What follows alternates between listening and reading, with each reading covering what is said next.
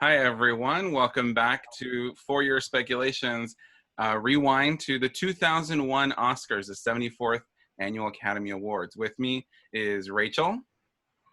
And Maxwell. Erik. Hello. Cesco. Hi. And Matt. Hey, everybody.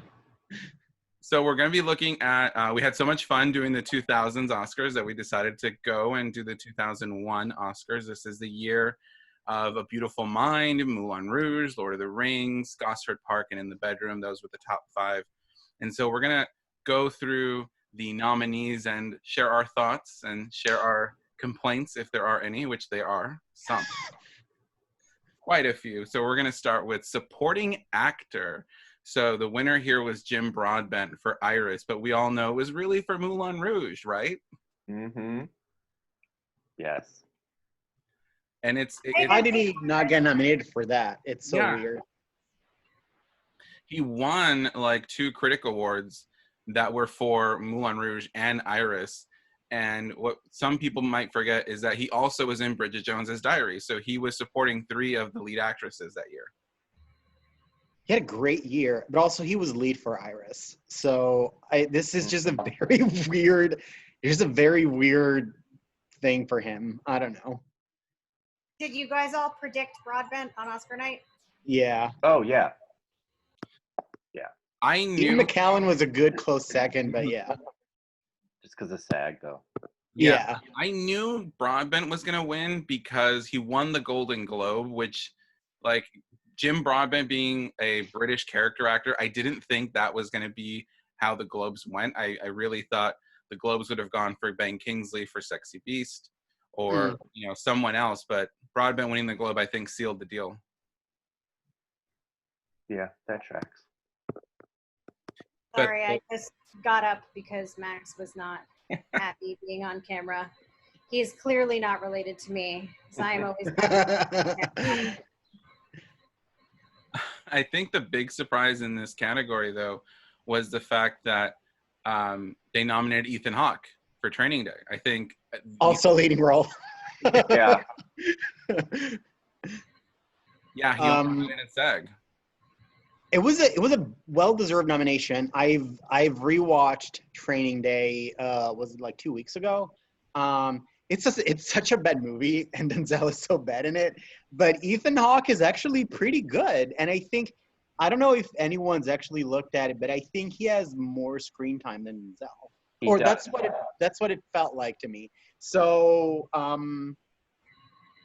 feel like overall this was a pretty decent lineup, except for Jon Voight. Just kind of like 2 performances that were completely like miscategorized. Voight was just the worst.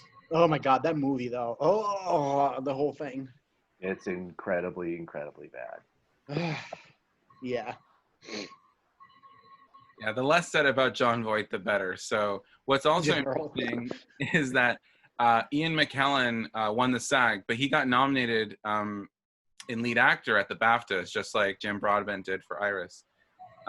So you can make a case of potentially 3 people in the category being leads. Ian Mckellen to me was kind of like either or. I would have been okay with like either placement. I feel like there's no real lead in Lord of the Rings across all 3 movies. So, but yeah, like as I'm looking at it right now, I think it's a good lineup. Actually, it's a pretty decent lineup. I really liked Jim Broadbent in Iris. He's probably the best thing about the movie. So, yeah. I would agree, but also just the actual casting of all the 4 is so spot on and good. Yeah. I rewatched Iris this week just because I hadn't seen it since the first time I saw it in theaters. Blessedly short, so at least there's that.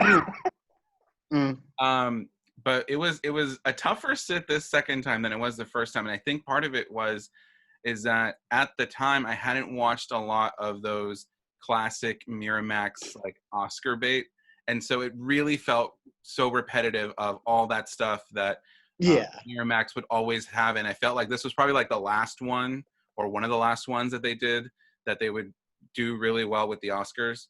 but he was, I really thought his performance was great. I really was more impressed this time around with Hugh Bonneville's performance, because I'm like, oh, it's from Downton Abbey. Yeah. But yeah, Eric's right. The casting was great, and Winslet, and Dench, I think, did a really, much better casting and performances than Winslet and Gloria Stewart in Titanic. Yeah. I do not like Kate Winslet in this movie at all. And the wig is just... I was going to say, do you not like her or do you not like the wig? It's both. It's just like when one prop completely takes you out of a performance, but also I don't think she's like really that good. Judi Dench is good. Judi Dench is kind of always good. I thought she was also good in Chocolat. So I mean, she's kind of always good to me.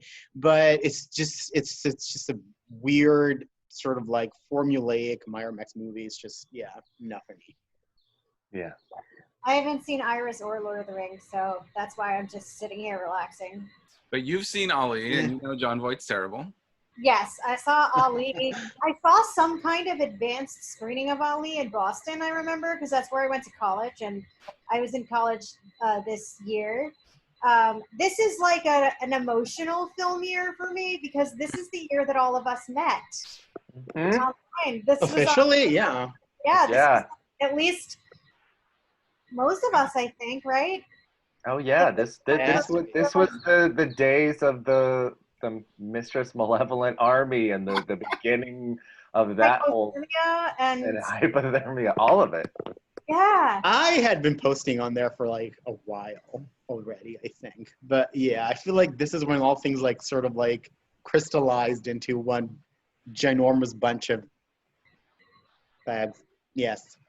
So I graduated high school. Don't go like this. I graduated high school in June of 2001, and I started. Good for you. All right. September of 2001, but that's relevant because basically, like, when I went to college is when I had more, like, I had internet access all the time and stuff. Like, I wasn't at home sharing internet with 5 other people in the house, dial-up, that kind of stuff. So even though I was active on the original boards, I feel like that's when I really got to start really participating. True. This is around the time when all the men in your life turned out to be gay, too. I mean, that's still largely the case. Kinda. I mean, well, this is when it started, I think. Yeah, it's still 9 out of 10. Hopefully you still have that one. I still have that one who's working on it. Lock it down. So Rachel was entering college. Matt, what about you? What primary grade were you in? Well, I was 11, so Yeah. So I don't remember when I started. It definitely was not in junior high that I started posting on the boards. But I do remember this was the year, like, I really remember the Oscars though, because I remember watching the Golden Globes. And is it possible A Beautiful Mind came out after the Golden Globes, like wide released? Could that be possible? So I do remember, because I really wanted to see A Beautiful Mind after it won the Golden Globe, and so I really was rooting for it that year. Rewatching it has not. Time hasn't done it well, but this still is the first year I remember like watching the Oscars and like rooting for A Beautiful Mind to win, which I wouldn't do. Ow.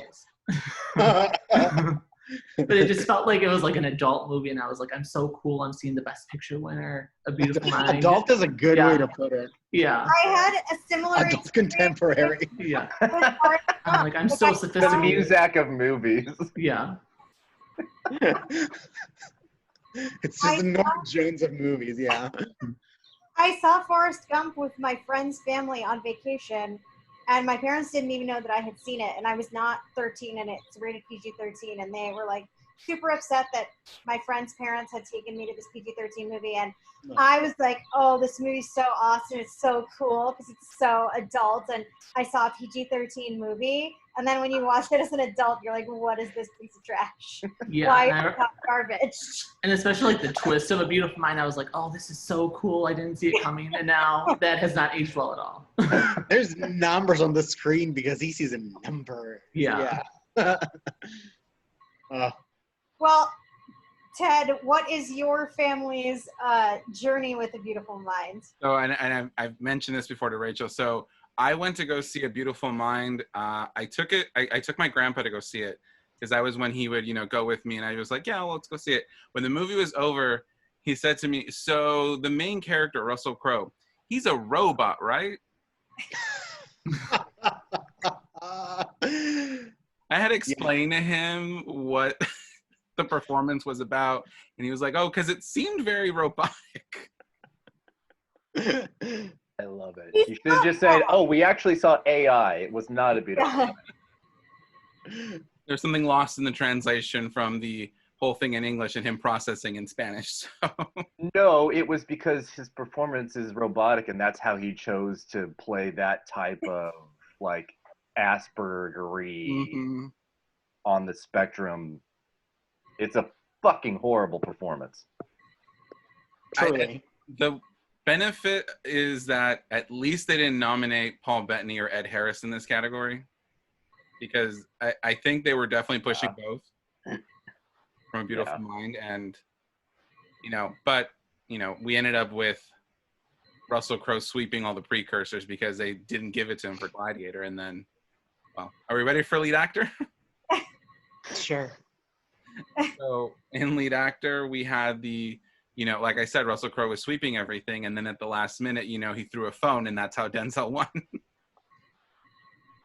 There was also a big, timely for today's discussion, but there was also really, really big push that year and discussion about the lack of black actors winning at the Oscars that certainly didn't hurt Denzel, and of course our Best Actress category when we. I think to some extent and Denzel is exempt from that narrative because he is Denzel, but I think the combination of that and also Russell Crowe destroying his own career just because Denzel was probably in second the entire time. Yeah. So he was sort of like the default kind of like alternative when they were like, oh, I'm not going to vote for this piece of shit. So who else is there? Yeah.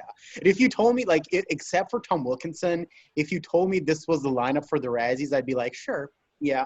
Sounds about right. Especially Sean Penn. Yeah. Oh, God. Oh, my God.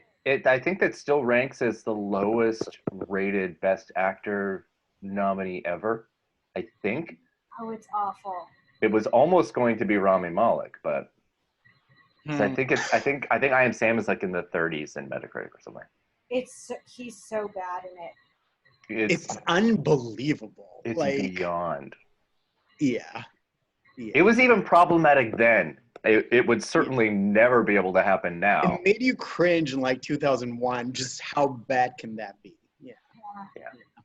And I mean, that movie, I guess, had decent enough legs. Like, I guess when we get to supporting actress, we have to talk about that SAG lineup. That was bonkers. Yeah, that is also the movie that foisted Dakota Fanning upon us. So for a few years, yeah. Her sister's better than her. At least until her better sister became, All right, are we just looking at this lineup? Oh. Tom Wilkinson is a wonderful actor, and he was great in Bedroom. He was fantastic in the Bedroom. I would have voted for him, and he would have made for a great winner. And that's all I have to say about this. I wish Jim Broadbent had been nominated here, so that Hugh Barlow could have been nominated in supporting. Fair enough. Yeah. And certainly, then you could replace Sean Penn entirely. So. I mean, Will Smith is also bad too, though. Yeah, Will Smith is not good either. Not on a like Sean Penn is a whole different level, but like Will Smith is not good either. No, but to your point from earlier, this was also having two black lead actors in this category, and it was just a year. It was a year. Yeah. Well, and then like the person who was probably six was probably Gene Hackman for the Royal Tenenbaums. And he wasn't campaigning. There was category confusion because he won like the AFI award the only year they had it in supporting. Yeah. And he didn't go to the Golden Globes, and he could have had a a moment there to give a speech. you know, and I Royal Tenenbaums, looking at it now, I'm kind of surprised it made it to the screenplay nomination, because it really like did not show up anywhere, you know, with precursors, because like it couldn't get into the Golden Globes for Best Picture. It couldn't crack, you know, a few other places. So I think I have to think this 5 was probably pretty solid going in. Hackman was probably a distant 6. Mm-hmm. It is sort of like the quirky screenplay nominee that kind of makes it in every year or so. And I feel like the movie in general was definitely like on the map. And if it was going to get something, it was going to get screenplay, even in terms of like possibly winning. So yeah, I think it tracks. Yeah. It's too bad because even though they never would have had a chance, there are some really great, like, outside cool performances that this category could have done something with, like John Cameron Mitchell or Jake Gyllenhaal. I didn't know you liked Jake Gyllenhaal. Oh, I should change. I have like yeah, I know. It's sort of like, it's pretty new. I just discovered him, so. I know. It's like goes so against like what I think of you in my mind. That you I know. But also, like, in like reality, Ewan McGregor should be here. I was gonna say. Oh my God. Because that's fucked up. I don't know if we're gonna start talking about like who should have made it in now, but yes, Ewan McGregor has never been nominated for an Oscar, and like he was so great in Moulin Rouge. No shade, he's kind of better than Nicole Kidman. He's totally Nicole Kidman, and yeah, he's so good. He also sang her off the screen. Almost, so that I don't have to deal with this hatred. There we go. Oh, I was gonna put Bubble Boy up because that was the same year, and he's really good in that too. Was it the same year? Yes. So on there. Look at that. He's a fucking legend. Look at him. Look at him. I mean, my wallpaper is the true best movie of 2001. I have to agree with Cesco about Tom Wilkinson. I rewatched In the Bedroom this week, and it really holds up. I think it was, you know, I was super impressed with it even more the second time, just because, you know, the performances are really good, but like the screenplay is really good, and I'm disappointed that Todd Field hasn't really made that many movies since, and was practically a non-factor in the directing category. Like it was very much like a performance kind of movie. Yeah. Very performance centered. I have opinions about it. I think the acting is really good. I feel like the final product is kind of like a really good Lifetime movie, like a really good one. But even like rewatching it, it's very watchable. And Marisa Tomei is so good in it. She's so good in it. Yeah. Did you guys see that thing trending on Twitter about tearing down the statues of Columbus and replacing them with statues of a true Italian American hero? And it's Marisa Tomei. And I'm here. I'm available. The thought of a Marisa Tomei statue just makes me happy. I would love that. I would go visit it. Yeah, exactly. Worship at its feet. Bring flowers. It's what she deserves. I mean, in this lineup, I would have 1,000% voted for Tom Wilkinson. Yeah, no doubt. It's not even close. Class of the field for sure. Baguettes, justice for baguettes. That would be later. I know. Second nomination. Oh my God. So since we're talking about Marisa Tomei, let's jump to supporting actress. What a lineup. Yeah. Like, I mean, I was not a fan of Jennifer Connelly's performance, but I'm glad that Jennifer Connelly has an Oscar. I'm glad that Jennifer Connelly won for Wrecking for a Dream. Don't make me put that ass-to-ass picture up again. I'll do it. Do it. No, It's too early.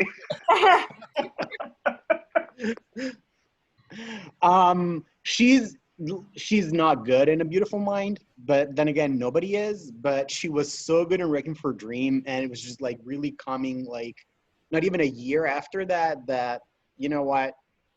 Good for you. Good for you. It's a terrible performance. It is extremely problematic casting. Yes. Extremely. I mean, she's like when you go to Home Depot and you look at like all the paint chips, she's like all shades of white. And it's just it's a bad performance. She's just the most stilted wooden thing. It's very bizarre, but I feel as though she was out by the fact that people were not voting for him. So they were like, I still really liked it, and I want to give it an acting thing, so let's just vote for her. She was really good last year for a Dream, so it's just kind of like all worked out that way. Yeah. I feel like, though, if they had voted for, like, Kate Winslet, we would have never had to have the reader. It would have still happened, but yeah, I mean, yeah. Kate Winslet. Oh. Yeah, I remember hearing stories. I don't think it was this year, but like following this year, about Salma Hayek saying that she was, trying to get an audition for A Beautiful Mind because Alicia Nash was Latina, and it's like they wouldn't even like let her in. And Jennifer Connelly is white. Wallpaper. Yeah. Ridiculous. Then Salma Hayek could possibly have an Oscar instead. I mean, can you imagine? So she would have actually been good in this, though. She has passion. Yeah. A couple of years ago, my dad was driving us to our cousin's house in Pennsylvania because there was a death in the family and we were going to do Shiva. And there was a huge car accident in the other direction, helicopters and everything, and we couldn't figure out what was going on. And then when we got to our location, we saw the CNN news alert that it was the car accident that killed John Nash. Mm. Wow. So we actually saw it. We didn't see it happen. The car had already crashed when we were going by, but yeah, that was scary. Well, back to that just brought the whole thing to a They're saying it's your fault. It is my fault. But also, I want to talk about the supporting actress lineup at SAG. Yes. Because there was only a 1-for-5 matchup, and therefore Mirren won the SAG for Gosford Park, and none of the other SAG nominees were Oscar nominated. Yeah, but I mean, yeah. It's a really wacky lineup. It's weird. It's nuts because all four of them were basically fighting for those last two spots, because going into it, like Dench only got in at SAG and I think BAFTA. But like with different categories. For Cameron. Oh, God. Yeah. Oh my God. I'm covering the best part, though, which is that dialogue, which is like, she should have gotten in just for that. I let you come in my mouth. It means something. I mean, it doesn't, but I mean, she should have. You know. It's so disrespectful. Her getting so close twice and not getting in. Like, I would have quit acting too. After playing Miss Hannigan in the Black Annie. I like her Miss Hannigan. I did too. I thought it was really good. I did too. And then like Cameron Diaz, Dakota. Cate Blanchett, The Bandits. Judi Dench. Judi Dench could have had 2 nominations this year. That is a lineup. Yeah. The less said about the shipping news, the better. Yeah, we dodged a lot of bullets there. Kevin Spacey. And Connolly got in at SAG, but in lead. Mm-hmm. Yeah.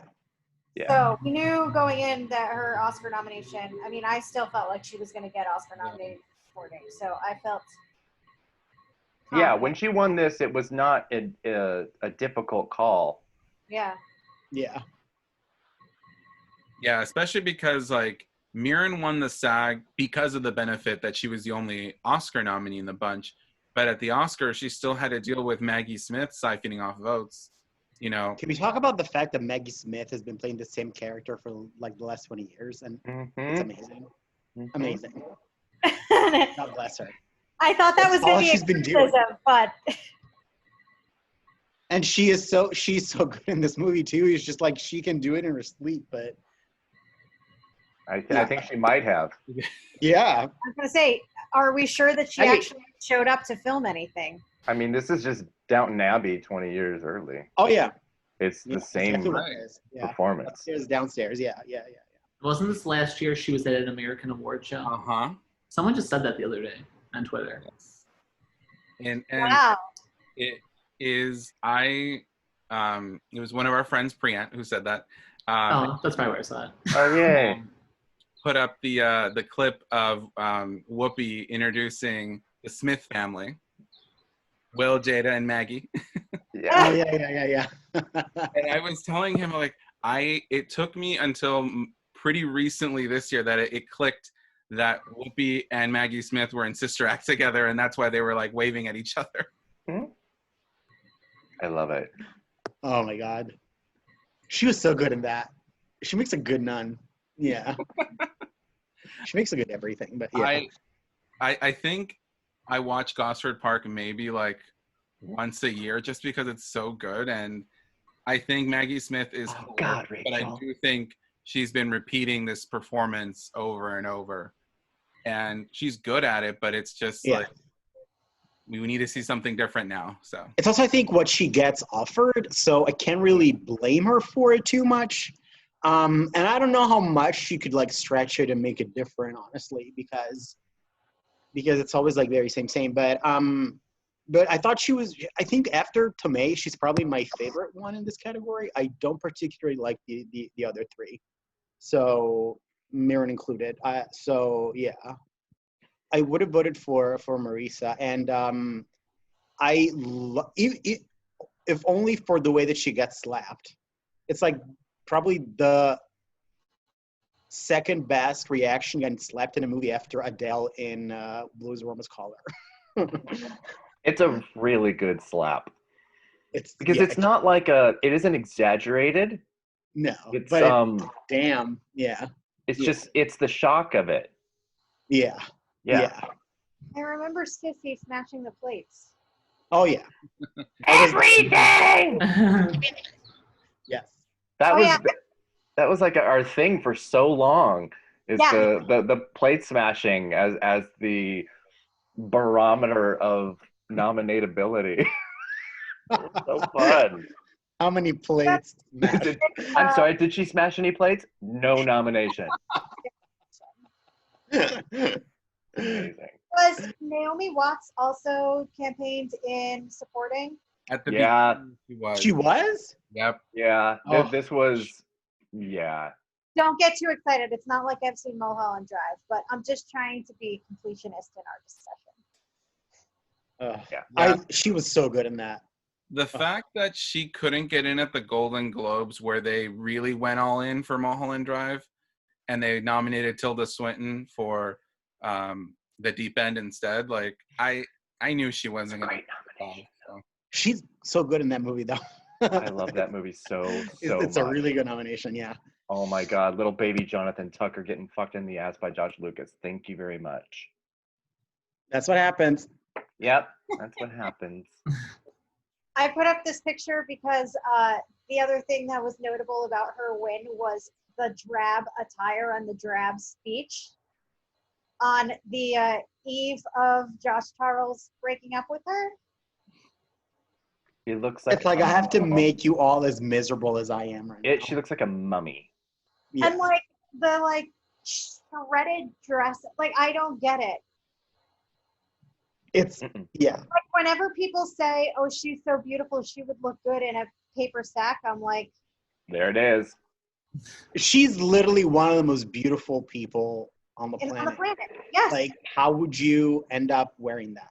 Well, okay. She's wearing a dress that represented the performance. So Yeah, literally. I mean, that's all I thought when I saw it. I was just like, oh, it's performance art. Okay. And she has not gotten in since then. Again. No, she never will, and she shouldn't.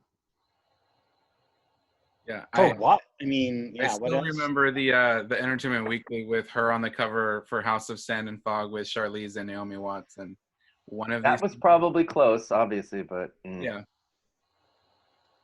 But She's I hate- only really ever been good in Ready for a Dream. Now that I think about it. yeah, because she's not good in Labyrinth. She's terrible in Labyrinth. So Yeah, it's not even that she's been like okay in other stuff. She's been terrible in everything except for Ready for a Dream, where she's amazing. So it's just kind of weird how she kind of but she was on a TV show like right before this, I think, on Fox called The Street, which was like about Wall Street, like yuppies or whatever. She was fine in that, but clearly like the material was way beneath her. So is it though? yeah. Okay. a Fox okay, yeah. I mean, I guess is she a bad actress, and like Aronofsky got a great performance out of her? We see okay. this. We see it all the time. Or is You're that the one that's gonna get sued over that statement, so sure. Yeah. Or is she has greatness in her, but she hasn't worked with the right people on the right projects? No, we would have already known that, and not taken 25 years for that to happen. I think it was a combination of the role and Aronofsky. Well, just what Rachel just said, has she worked with any like really good directors? Because like Ron Howard doesn't count. So She's worked with Sergio Leone when she was a kid. Well, That's about it. young, yeah, that was her first movie. Or one of the first ones. Yeah. But like since her Oscar win, has she really done anything to like stretch herself? Has she really done anything? Period. She was in Little. She's on Snowpiercer right now. And she was in Little Children. She's the lead. That's right. She was in Little Children. Yeah. She did Dark Water. I mean, that's all I can think of. This is literally more time that has been talking about Jennifer Connelly than anyone on the planet, even her. Including her parents. Yeah. That's so So we savage. move on to lead actress. Okay. Oh man. Well, For movie the lead actress, you said? yeah, lead actress. I can never know my left or right. There we go. You know, Lead actress. Halle Berry broke down that door, and no one's been able to walk through it since. I still, It almost happened, but no. Yeah. It could have. I still think Viola Davis would have beat Emma Stone. Especially because they, yeah, it could have. And then I don't know. I'm glad that they put her in supporting for that, because then it was like a no-brainer. Yeah, and that was her thought too. I mean, it was her decision. She's like, she wanted one rather than risk it. Yeah. The bigger one. Yeah. But Attention, anyway. Glenn. Yeah. Well, she'll have that chance in 10 months. So. Anyway. Dresses though, ever. Oh, I love that dress. Yeah. Oh, so good. I know. Look at that, and then you should have that side by side to Jennifer Connelly and be like, girl, come on, even girl. if Halle didn't win, she was at least going to win the red carpet, I guess. Mm-hmm. Me by default, but yeah.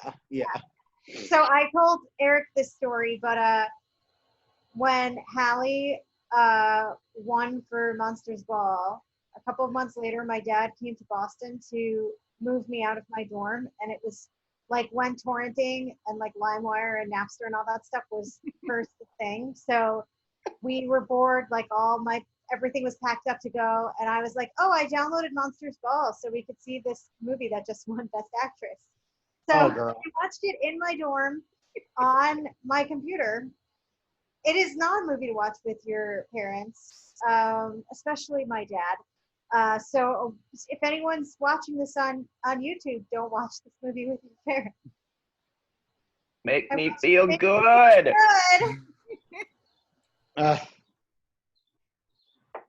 I know people have a lot to say about this performance and even the win, and I have always, since day one, been such a staunch defender of it. I love her in this. I can be pretty basic in the whole pretty actress declamming and really trying to, dig down deep. I will give so much props to actresses that try it.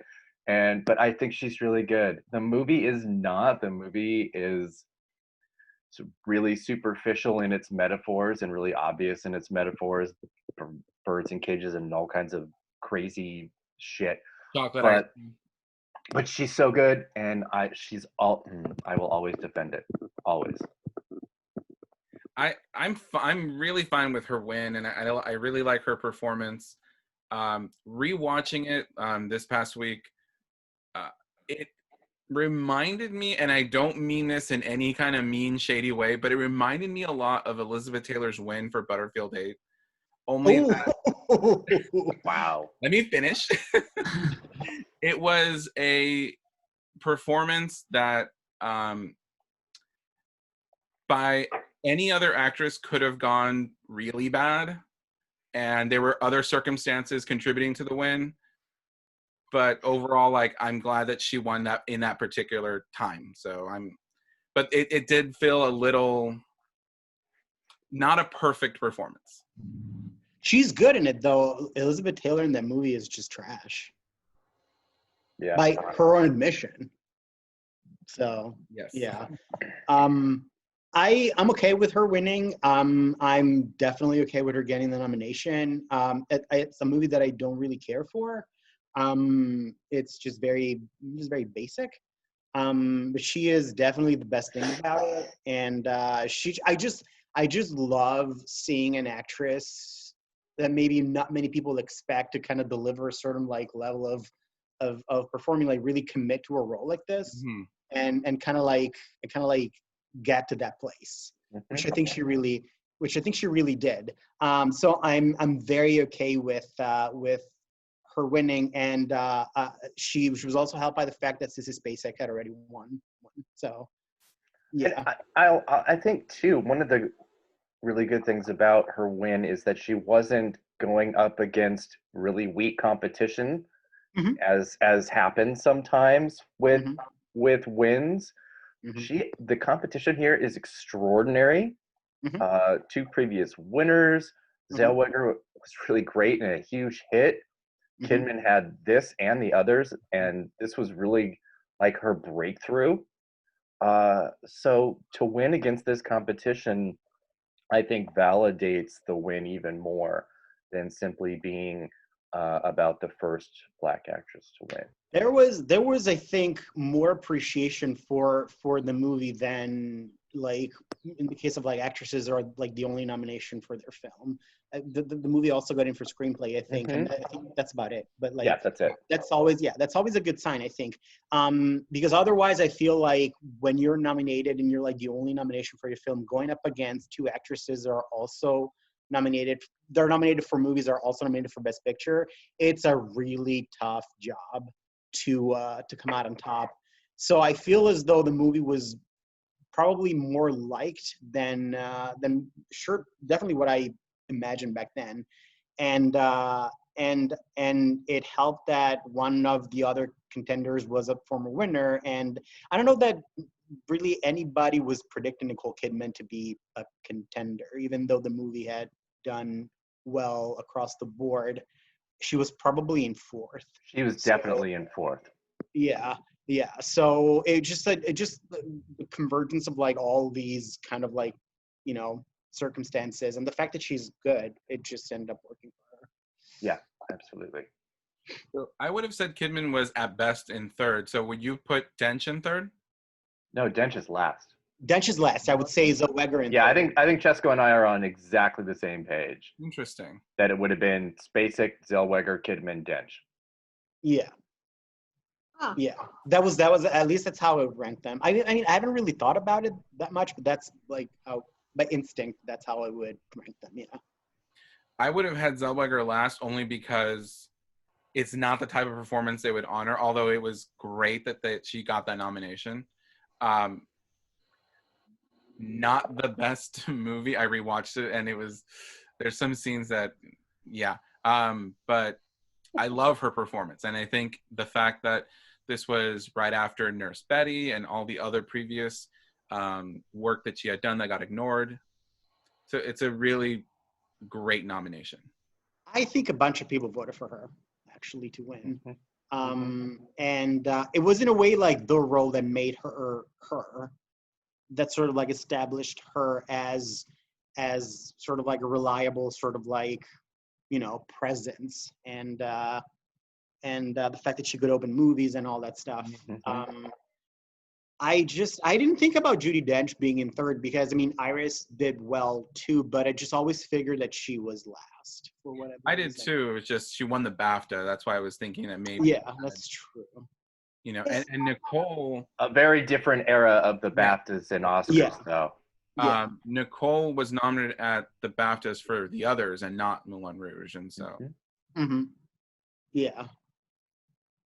This also was interesting actress-wise because I feel like the Globe and the SAG actress winners happened in reverse of what I would have expected knowing the Oscar outcome. Well, first of all, she's been summoned. But Spacek won the Globe, known for going to the big, hot movie star, and Barry won the SAG, known for going to the industry. The veteran, yeah. So that's interesting that Barry didn't get the Globe for this. But also, Kidman and the Others, this was one of the years that you can't be double nominated in the same category as an actor really pissed me off. I'm pretty sure she would have been double nominated had that been like. It's the most insane rule, and I cannot believe it still exists. It just doesn't make sense because you can do it if you're a director. In any other category. Other category. It doesn't make any sense. It's all about babysitting actors' egos. Yeah, it makes just let the best 5 performances be up there. I think she would have been double nominated. I think so too. The love for both of the performances was there. I think so too. I think it's partially also they want to like maximize the amount of people that they can have. Like, yeah, absolutely. I'm still like, I'm wondering at what point because you know that they weren't necessarily happy like about Scarlett Johansson getting 2 nominations this year because it's one less person that could have been there. So that's also why I think I've been reading a lot this year in particular about how they want to make the categories gender neutral. I don't think they're ever going to do anything like that because it's going to be all guys and Meryl Streep. So no. And you're going to have less people there. Yeah. No. It won't matter whether it is lopsided in either direction, because they did that at the Grammys. They stopped separating male and female pop and put it together, and then it was like 90% female almost every year. But nobody really bats an eye at that. But that was more just because, you know, the separation of some of those categories just brought in the most basic nominations. But I'm not in favor of gender neutral categories at all. No offense to anybody non-binary or that thinks otherwise. It's not even that. It's just like I'd be okay with it in theory, but the in practice it means that actresses got obliterated by this rule. So it's gonna have the exact sort of like opposite effect that you would want it to have. So yeah, you can't do that when your makeup is still predominantly white straight males. You just can't. No. So I'm okay with it in theory, but no, in practice it sounds like a complete disaster. So The I more want to ask you guys about this category because think maybe we did it in the 2000s because of the whole category difference in SAG and the Oscars. If Jennifer Connelly had been here, I don't think any of us think she would have won. No. But who would be kicked out? Dench. And yeah, you and I both have that. But she did it at SAG, I think Kidman. Oh, wow. Mm. So a lead actress and a director snub at the Oscars? Would it be? That's wild. Mm. I mean, I was revisiting a few things, looking at old books that I have and different things from that year. Nicole was definitely one that a lot of people thought was in fifth in terms of nominations because she had the two different performances. This was touched on This Had Oscar Buzz's podcast on The Others, how, she was on really shaky ground right before, just because she did miss at SAG and because BAFTA went another way. If Connelly had gone lead, I think Kidman would have been out. I just feel like if Kidman was really that weak, that she would have made it in for either. But she did. So I feel as though I don't think she was weak. Like there was like some traction behind her aura as an actress, but also like the fact that she sang in the movie, that she danced in the movie, and I just I feel as though if she wasn't like shaky ground, that probably she wouldn't have made it in for either. This was her coronation of being separate from Tom Cruise. Yeah. And so I don't think there was any chance that she was not going to get nominated for this at all. So, like I just got divorced and I'm singing and dancing about it. That's how it felt. Yeah. So yeah. And Kidman won the Globe too, right? Yeah. Oh yeah. So that's why I would think Renee would probably be kicked out and Nicole would still be in. I think Zoolander might have missed, especially because Moulin Rouge was also a big hit, and Beautiful Mind was a big hit, wasn't it? Beautiful Mind was a massive hit. Moulin Rouge wasn't a big hit. It was like 57 million in the U.S. So but it still got sort of heralded as, hey, maybe musicals are back. Right. And then obviously the very next year they were. Beautiful Mind was a huge hit. Huge. So I feel like with Kidman and Connelly kind of representing big hit movies, that maybe Zellweger could have gotten a little. But Zellweger was in a hit movie too. That's what I'm saying. Like okay. They didn't necessarily. Maybe there wouldn't have been representation of three huge hits in that category if Connelly had been bumped up. But on the non-gendered categories, what I wanted to add, because I did this with the Daytime Emmys, is that it's more important that the Academy actually codify in their rule book that performers can enter whichever category they feel best represents their gender. Okay, fair enough.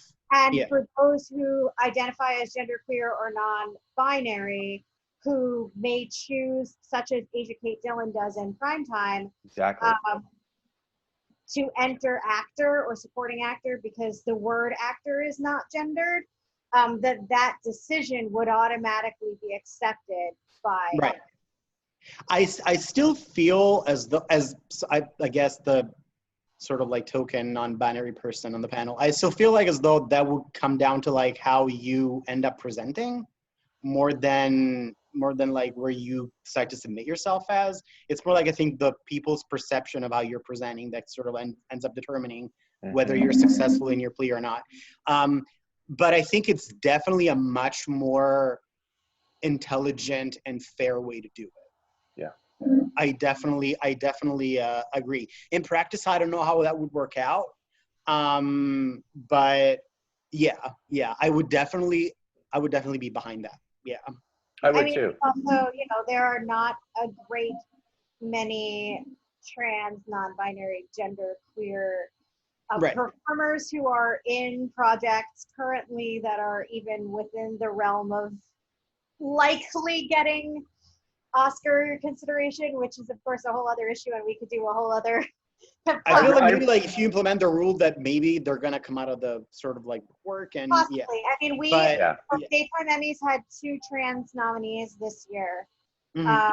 And we had a drag nominee this year, and Sara Ramirez played a genderqueer character.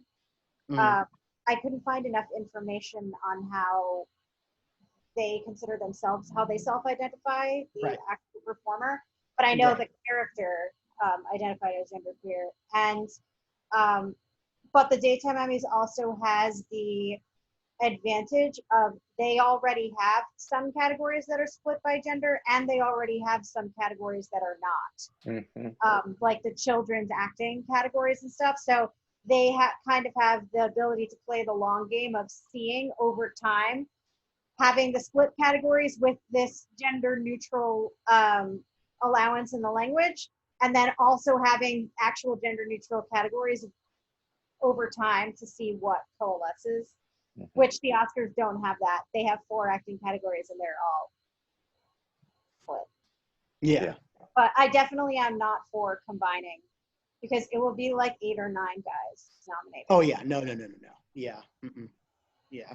And like one pretty actress who declammed. I'm like, that's my worst nightmare. Yeah. But and the thing is, the quality of the performances by actors is usually so much worse in terms of the nominees. Look at this here. Like the quality of the acting nominees is going to dip even lower than it is right now. Yeah. But I mean, this was a really strong actress category. Also, kinds of like different kinds of genres represented and stuff, which is cool. This was my favorite of Zellweger's nominations. Yes. Of her nominations. Oh yeah. Yes, definitely. Yeah. If we're including Globe stuff, then Nurse Betty, but of her Oscar nominated stuff, this was my favorite. But I know Matt's gonna go to bat for her. I know. Our next Zoom when we Chicago. For Roxy, like we haven't talked about that before. Yeah. 2002, a decent Best Actress lineup. Yeah. Respectable. Yeah. Yeah. Yeah. So let's wrap up with director and picture. We had a split year, as we tend to do in these top 5 years, where Moulin Rouge missed for Baz Luhrmann and The Bedroom missed for Todd Field, and instead we had David Lynch for Mulholland Drive, and we had Ridley Scott for Black Hawk Down. This is the second time David Lynch did this, so it's like he's like an outlier all to himself. I love that. He should have nomination won. so much. So Yeah. It's such a good nomination. I'm still upset by Luhrmann missing. Yeah. Me too. I'm extremely upset by Baz Luhrmann missing. Yeah. It's horrifying. The direction in Black Hawk Down though is pretty strong. I don't dismiss it for one moment. Yeah. So I think the person that actually ended up winning should have not been there. And he should have gotten 1995. It should, yeah. Seriously. It's way better than A Beautiful Mind. Yeah. Yeah. I love Apollo 13 actually. Yeah, and then you can start like thinking of like who would have made it in, and it would have been a better lineup. I would have voted for David Lynch, obviously, but yeah. It's I'm looking at the list, just staring at it right now, and looking at the degree of difficulty and the degree of craft between Mulholland Drive, Lord of the Rings, Gosford Park, and Black Hawk Down, all so extraordinary. Yeah. And then you look at how basic A Beautiful Mind is. How absolutely, utterly basic. I mean, numbers on the screen is like, it's a meme now because it's so dumb. Yeah. Yeah. That's a movie that treats the audience like fucking idiots. Yeah. when it really didn't need to, because it's not a complicated story. It treats the character like fucking idiots to start Yes. with. So, yeah. I hate this movie so much. It is really a cursed film. There is really, not much I can say about it. Yeah. Yeah. It's just, But I mean, this is like an all-timer looking at this category of really picking the worst of the bottom 5, I would say, just because like I don't have like all of them like. I barely have the words. It's just so horrific. Yeah. Bottom 5 all-time winners. Yeah. Mm-hmm. Yeah. I guess he also benefited from the whole. They love the actor turned director trope, and maybe also from missing in '95, but there was a lot of genuine love for the movie at the time. I mean, it was absolutely Best Picture favorite. It had a heavy acting. Well, it went in with 2 heavy acting favorites and came out with 1 heavy acting favorite, which is, I mean, that's strong. And also they were running away for Peter Jackson until he was done with the trilogy to sort of like give it to him. So there was really no other viable alternative. Well, you had Robert Altman for Gosford Park, who won the Globe and had a standing ovation and everything, but then somehow missed at DGA. So I think and Moulin Rouge had won PGA, so it was a really it looked, the year and all the voting was really spread out until it had to coalesce around the lowest common denominator. Yeah. Do directors win Oscars for like movies with like this choral sort of like cast dynamic? I don't think so. And Altman never did, so. I don't think it really happens. They're always like, I think, more considered like sort of like story and performance sort of centered films, when they're not actually. But it just I don't think it just doesn't happen. So yeah, there was no viable alternative. Yeah, ensemble films don't have the same benefit as real lead acting films. Definitely. Yeah. Who got in at DGA? What was that? Who got in at DGA? So the Baz got in at DGA, because David Lynch did and Ridley Scott got in. So the one that got in who didn't translate to the Oscars, and I was asking you about this earlier, was Christopher Nolan for Memento. Yes. Oh. Yeah. Pretty good. Yeah. Which we could have talked about in the best actor category, because Guy Pearce would have been great here. Yeah, it was a great ensemble. Oh, so they had a lot of better options. They always have a lot of better. I mean, but better options that were on the radar. Yeah. So before we move on to look at our favorites from the year, I just want to ask one quick question, because this was in the era of the top 5, and as of next Oscar year, we're back to a top 10. No vacillating between 5 and 10. Favorite. Top 10. If we had a top 10, what do we think? Who were 6, 7, 8, 9, 10? Black Hawk Down. Yes. Probably Mulholland Drive. Yep. Memento. I think so. Yeah. I would argue that Monsters Ball would have made top 10. I think Iris would have made top 10. Yeah. It has 3 acting nominations. 3 acting nominations? That's what about Shrek? I was gonna say, honestly, I think Shrek and Amelie would have been in the top 10 as well. Very, very close. Yeah. Especially Shrek. Yeah. Because they both got screenplay nominations. Exactly. Yeah. I think Shrek's a really strong choice, I think. Training Day should be considered too, because it has a win and another nomination. Yep. Sure. Yeah.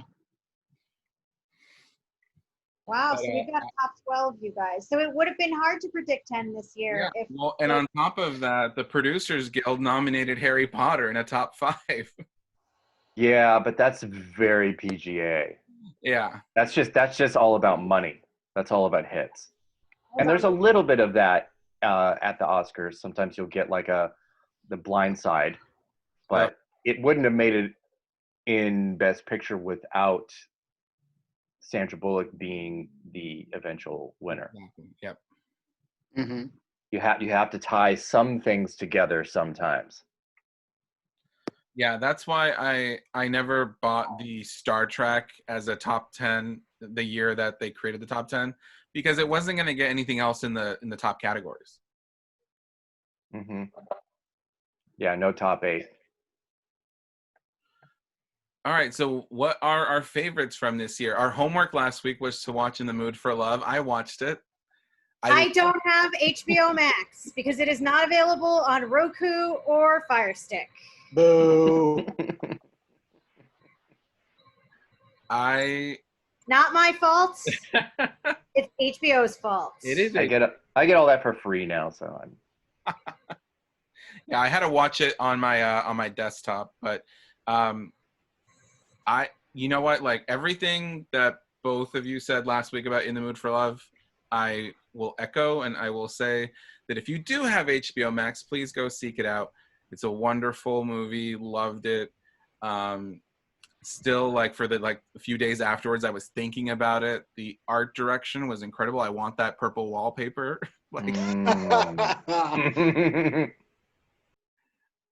Really good film. Really good performances. Definitely would say go check it out if you can. Yeah. Any other movies that we really liked from this year that got the short stick from the Oscars? Legally Blonde. What was it? Legally Blonde. Yes.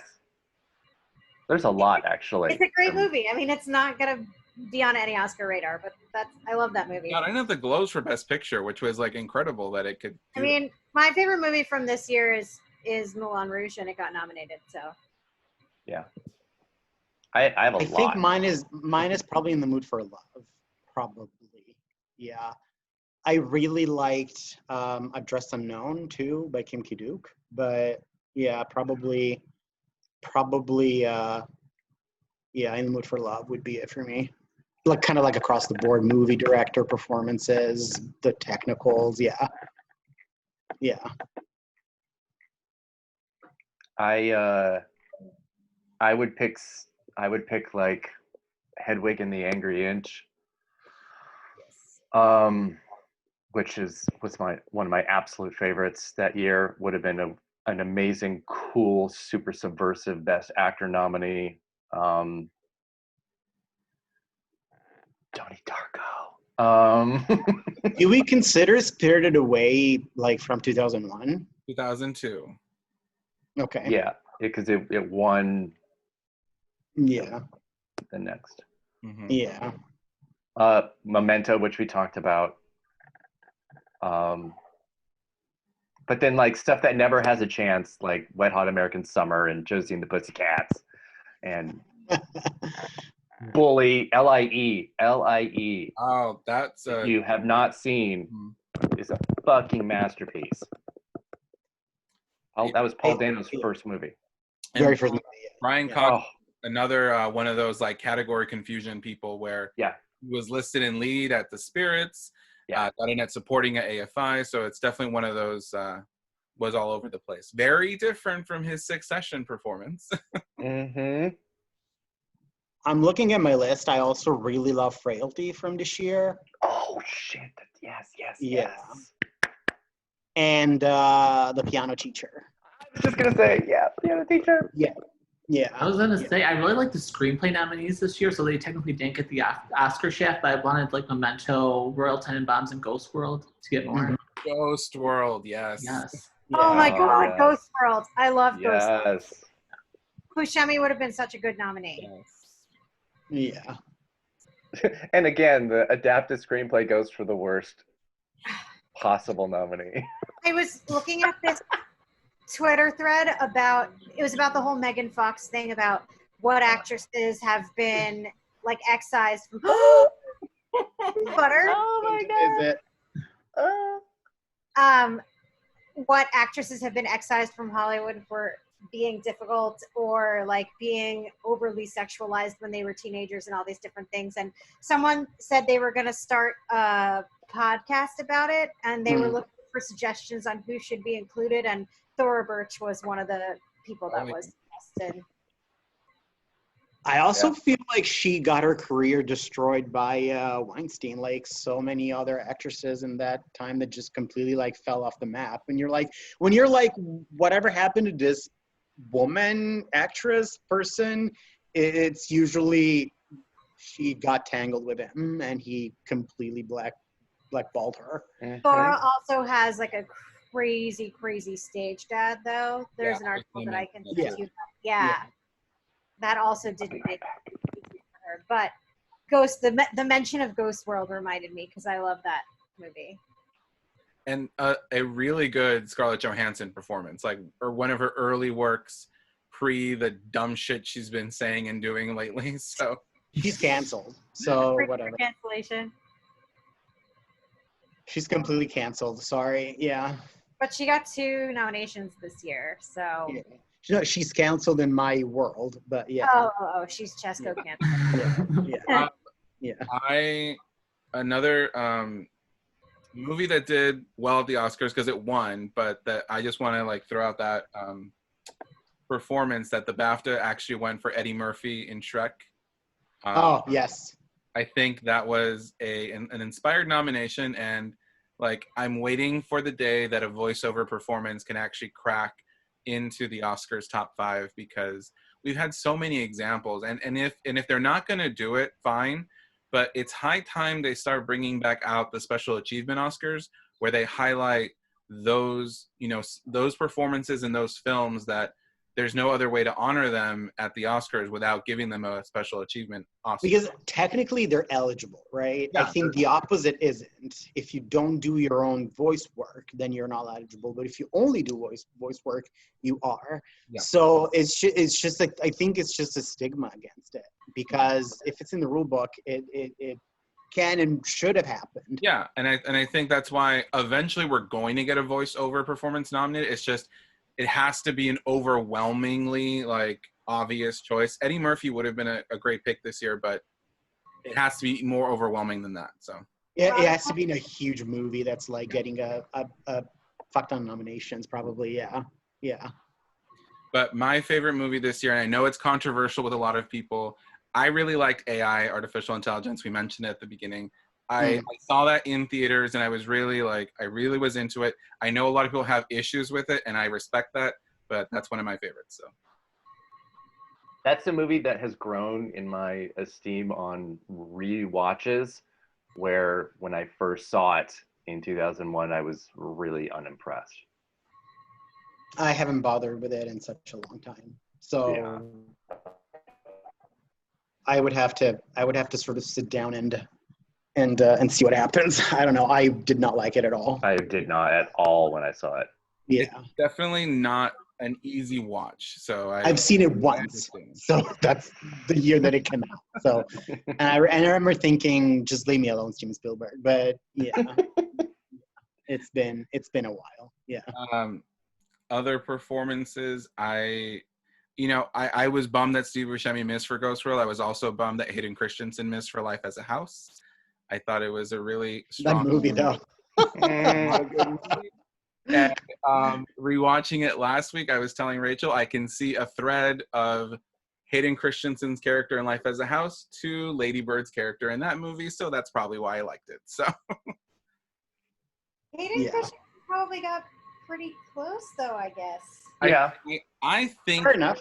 I think he was 6 and not Buscemi just because of how Kevin Kline got in at the SAGs as well. So I think certainly deserved them more than John Voight.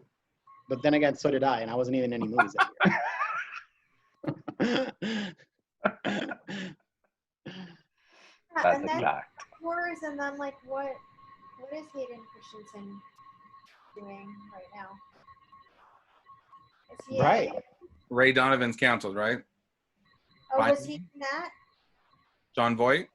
No, Hayden Christensen. Oh, Hayden Christensen? Who? Like Star Wars, that all happened, but yeah, I don't know. I used to watch him on an ABC family show called Higher Ground. He has like Star Wars movie like money, so he doesn't probably need to work, but Wasn't he with Rachel Bilson for a while? That's who it was. Like, I knew there was some other person he was with. I'm trying to see what else he was in. Well, he did Shatter Glass. That was a comeback attempt, and he's good. He's good in that. Peter Sarsgaard. But Peter Sarsgaard got the critical attention. Yeah. Yeah. Oh, Gwyneth Paltrow and Royal Tenenbaums. I know she's not everyone's favorite, but I love her in that. So I do too. I mean, she definitely got Weinstein. I will respectfully not say anything. And then because I'm who I am, so I rewatched. There's a movie called Tortilla Soup, which is the Yes. Latino. Yes. Oh my god! It's the Latino remake of Ang Lee's what is it called? Eat, Drink, Man, Woman. Yes, Eat, Drink, Man. Yeah. With Elizondo as the lead, and a bunch of actresses. Elizabeth Pena, the late great Elizabeth Pena, is my favorite, but definitely worth checking out on Amazon Prime. It's streaming there, and because this is the nerdy thing that I went and checked, it's the most nominated film at the Alma Awards. It got 7 nominations, and so Thank you. yes. I'm Damn. so glad to know you and be your friend. That's amazing. And if Max, you want to come in again? if someone out there is watching, we need to bring back the Almas. I will do it myself if I have to, because this is stupid that every year they're canceled and they bring them back 3 years later. Just stop doing this shit. End of my rant. Agreed, co-signed. Any other performances or films from this year that we really liked that missed or didn't get a lot of Oscar love? This one. Who's that? Wait. I can't tell who that is. Bradley Cooper and Michael Ian Black in Wet Hot American. Oh. I still haven't seen that. I love gay Bradley Cooper in this. It's your favorite Bradley Cooper. It's Bradley Cooper.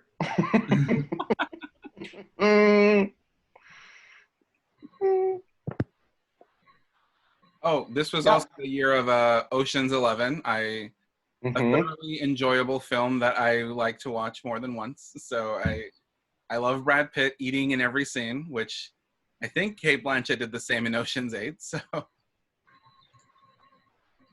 I love Ocean's 11. Yeah, I love Ocean's 11 too. It's fun. Yeah. This is also Bully, Brad Renfro, and Nick Stahl is an extremely fucked up movie, but really good. Zoolander. This is Zoolander's here too. I love Zoolander. This was also the year of, because you mentioned all the other possibilities in lead actor, and you mentioned Gyllenhaal and John Cameron Mitchell, who got in at the Spirits, and Ryan Gosling had The Believer, which right.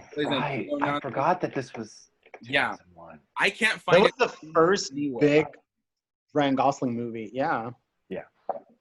But I know that it was good, but I just can't find it anywhere to see it. So I've seen it. I don't remember where. Yeah. I can't believe we haven't talked about Mariah Carey and Glitter, though. It's kind of sad. That's sweet the Razzies that year. My favorite part of Glitter is that she leaves home as a teenager, and then when she comes back, like 15 years later, her cat is still alive. That's the best part of the movie. This cat would be like 25 years old. It's incredible. I love that. Cesco, which cat was that? Was that Butter? No, that was Kirby. Oh, that was Kirby. That came on before. I don't know where Butter is. Oh, I see him. He's under the table. All right, are we ready for a game? Yeah. Yes. So Cesco won the last game, so he's going to be playing the host of this game. Okay. Good. I'll toss it over to you. It's gonna be so bad. Okay. I think we can keep the same rules as last time. I'm gonna go in the order in which you appear on my screen, which is Ted, Erik, Matt, and Rachel.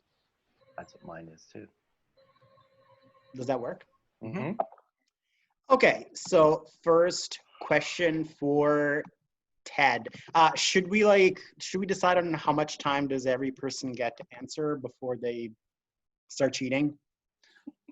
I don't care. So. Are we allowed to use our phones? Do we need more than like 15, 20 seconds? Because that's a lot of downtime. Yeah, let's some of these questions are tough, I think. Some are easy. So 30 seconds. Sure. Who wants to keep the time? Because I already have like 3 apps open on my phone to keep track. Yeah. What's going to be the time limit? 15. Well, then just have somebody just do this, you know. That's too fast. 1 Mississippi. Right. 2 Question number 1 for Ted. So we're talking about the 2001 movie year, the 74th Oscars. The In Memoriam segment that year honored 25 people. How many of them were Oscar winners? What? Glenn Close. Ding, ding, ding. No, that would mean Glenn is dead, and that would be terrible. 2001. Oh man, the one thing I skipped when I rewatched the ceremony. Who died that year? Shit. A lot of people on 9/11. Oh my god. No, Gregory Peck died after 2001. Pass. Okay. I mean, it's a number from 0 to 25, so you. Yes, you just want the number. Yeah, I just want the number. Oh, okay. Yeah. I thought you were asking for like who. Okay, never mind. I'm gonna say 10. Wrong. Okay. Higher or lower?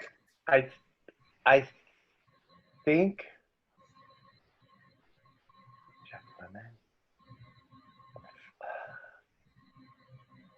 It's either, I think, 4 or 5. Pick I one. want to say 4. Wrong. Oh! I'll go 5. Wrong. Rachel. Higher or lower than 5? I don't know. You tell me. It's not lower than 5.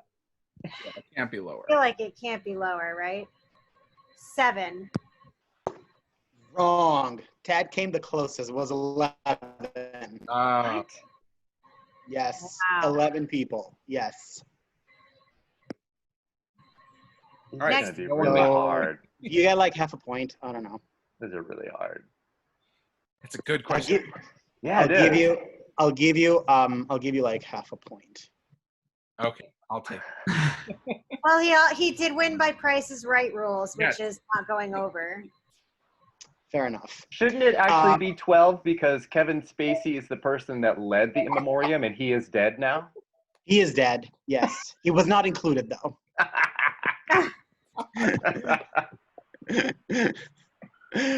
Okay, so I guess like these are harder than I thought. Erik. I'm so scared. Among these honored 25 people, among them was also the first female producer to ever win an Oscar for Best Picture. What is her name? And for a bonus point, what is the title of the movie that won her the award? No. Oh God. You know, it's not a lot, so it's, I know who it is. No, I'm not right. I was going to say Julia Phillips. That's correct. Fuck! No, it counts. You said it. But what was For what movie for an additional point? Close Encounters? So you already got The one. Sting. Correct on both accounts. Erik gets 2 points. It's such a small group Yeah. that it's one of those things that you have to keep in the back of your head. There's a lot Very more now. nice. Mhm. Very nicely done. I'm impressed. I'm glad you got that one. She's cool. She's got like, yeah, I really like her. Question number 3 for Matt. The 2002 telecast is to date the longest Academy Award ceremony ever. What was the final running time? Wasn't it like 4 hours, 34 minutes? Close but wrong. Rachel. 4 hours and 11 minutes. Close but wrong. Ted. Wasn't it 5 hours? Wrong. Erik. 4 hours and 23 minutes. Yes. Oh, I Matt! was close. I was gonna bring this up during the normal conversation, but I had a feeling it might be part of the trivia, so I had that locked. I knew it was felt around like 4.5 hours. 4 hours and 23 minutes. I Like the missed opening number alone was like 15 minutes long. Yeah. Yeah. I liked when it was that long. It's Stayed up Cirque all du Soleil night. number. I like long shows like that too. Sorry, Yeah. East Coast. No, I totally I agree. liked it though. I totally agree. But I mean, like, what else am I I gonna need do? the whole year for this day. Make it last as long as possible. And we have said the 100th Oscars needs to be a full day, not just a few hours. I would be okay with that. Fair enough. I'm Oscar okay weekend. Have yeah. you back? with it. Yes. All right. Question number. Well, I'm gonna pick like an easier one for Rachel. Thanks. Damn. Okay. The Best Animated Feature Oscar was introduced this year for the first time. Name how many movies were nominated and their complete titles. Their complete titles. Yes. Well, Shrek was the winner, Uh-huh. so therefore it was nominated. Uh-huh. Was there a Monsters Incorporated nominated? Was there? Is that your final answer?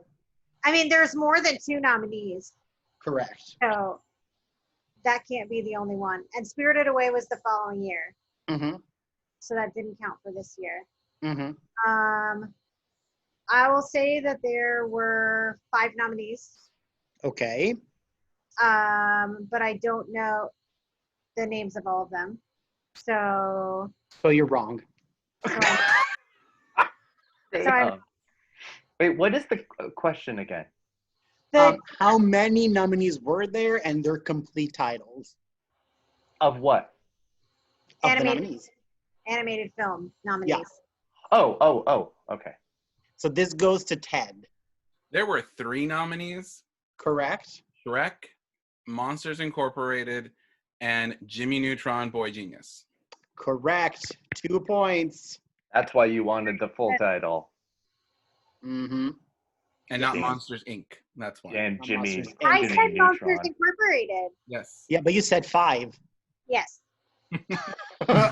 And I did not. I would not have known. And honestly, I made it for Jimmy Neutron because most people just call it Jimmy Neutron. Yeah. And I guess animated correct. short doesn't count. You were only talking about animated features. Yes. Okay. Yes. Okay, we're looping back to Ted. So I guess these are also tough. Whatever. Of the 20 nominated performers, only one of them failed to show up for the ceremony. Name them, and also name in what category and for what film they were nominated. So you're asking for the performer who was nominated but did not show up, Yes. and their category. Yes. And Entitled the movie. Yes. Sean Penn, I Am Sam, lead actor. Correct. He doesn't show up unless he's going to win. What a bitch. And Dame Maggie showed up. This was the last time. Yeah. She did. Yes, it was the last time that she showed up. Okay. Question number 6 for Erik. This is a toughie.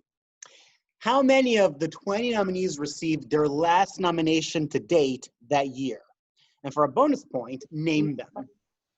Ooh. Okay, I'm gonna just start naming and work my way up then. Okay. That includes first and last, right? Yes. Tom Wilkinson. Nope. Never mind. I'm I'm kidding. gonna take that back. Okay.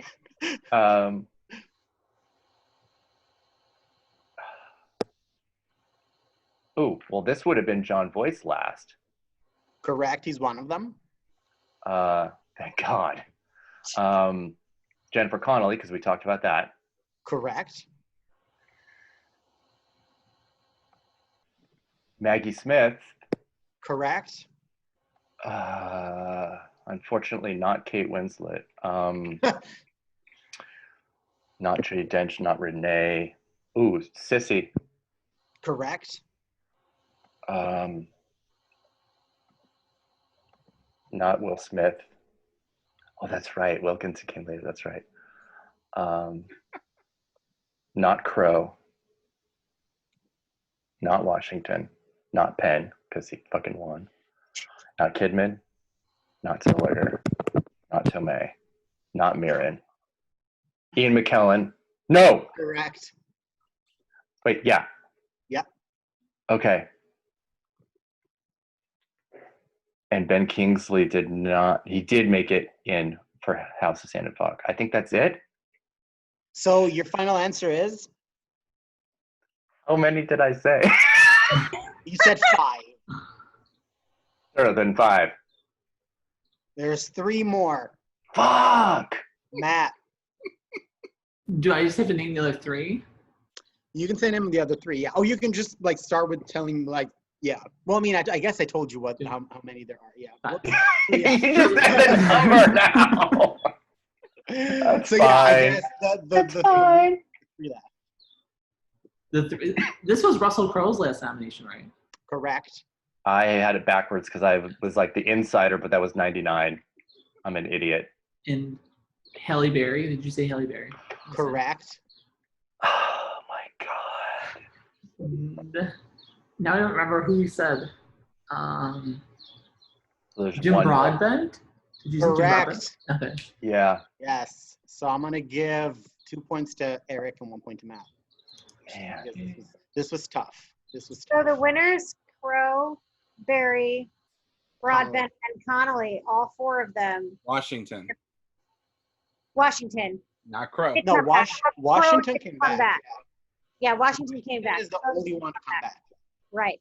That's Yeah. pretty wild, though, that 3 of the 4 winners, this was it. Yeah. So far, at least. They were all one and done. Oh, I think they're all one and done. None of them are coming back. Maybe Jim Broadbent, but yeah. I doubt it. I would hope Allie maybe one day, but I don't know. Okay, Matt.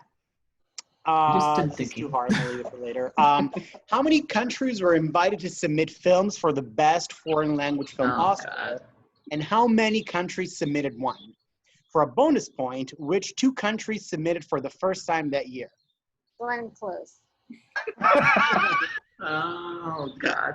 So you want the number of countries? Yeah, that how submitted? many were invited? How many submitted? And then Oh, the God. countries that were the view that year. Wasn't the entire world invited? Who has that information, Cesco? I do. He has it in here. 110, 87, and I have no idea about the countries.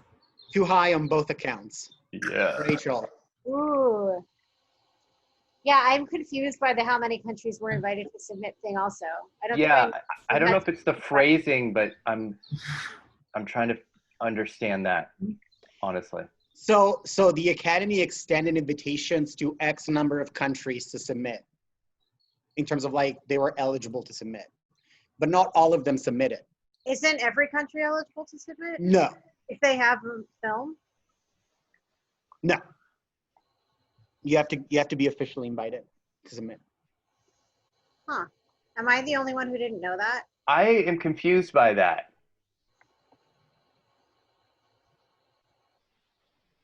Yeah, I have to imagine it's because there are certain countries that they don't recognize this country. Wasn't there an issue with like a nominee that had to be rephrased where they were from because it was like Palestine, but it was the territories and something like, I don't know. But I don't think it's a number that goes up every year, but not every country is automatically invited to submit. Guess something, Rachel, so we can get this over with. Okay. 75 countries were invited. Okay. 50 actually submitted. And I have no idea for the 2 countries that submitted for the very first time. Incredibly close, but wrong. Incredibly Glenn close. Incredibly close. And it was a foreign film question. Ted. I'm gonna say 70 countries invited, 60 submitted. No clue on the 2 countries that were the first timers. Close, but not as Glenn close as Rachel. Erik. So I'm still hung up on the invited thing because there isn't a number. Every country is invited to. It's a fact. Maybe now, but not back then. Rules were stupid back then, so that makes sense. Yeah, submissions are different. And we've only, in the last couple of years, gone into like the high 80s and 90s for actual submissions. So the number for 2001 should be kind of low. Rachel was very close on both. What'd you say, Rachel? You said like 70, right? I said 75 were invited to enter, and 50 actually entered. I'm going to say I have no idea what the first ones are going to be. I barely know like the last 2 years, even though I do whole pieces on them. Then I will say 70 invited and 65 submit. Very close, but I think Rachel gets the point because she came the closest. It was 78 and 51. I was really close. Yes. Wow. Yes, really close. And Armenia and Tanzania were the 2 countries invited for the first time. What were the countries? Armenia and Tanzania. Okay. Yeah. Of course, Rachel gets the foreign film question right. Glenn close, bitch. Yes. Umberto D, bitch. Umberto D. Oh, that's crazy. Ted. The winners of the Palme d'Or and Grand Prix at Cannes that year were submitted by their respective countries but failed to get nominated. Name them and the countries that they represented. From the 2001 festival of Cannes, yeah. Yeah. The 2 big winners, yeah. Wait, hold on. They were not submitted or not nominated? They were submitted but not nominated. What countries submitted them and what were the titles of these movies?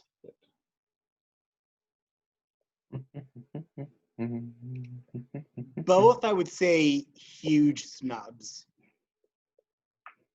And one of them we've actually talked about. I was just going to say one of them we talked about. The Piano Teacher? What country? Was that France? No. Shit. I don't know. What movie was it? The Piano Teacher. But you still get a point. Yeah, I don't know the other one. I just know the Piano Teacher was one. So that's half a point. Okay. Erik? Piano Teacher's Austria. Yes. And the Palme winner was The Sun's Room from Italy. Yes. 1.5 points for Erik. Nano Moretti. He's a dick. Moretti. Oh my God. Okay. So MBR's, this is for Matt.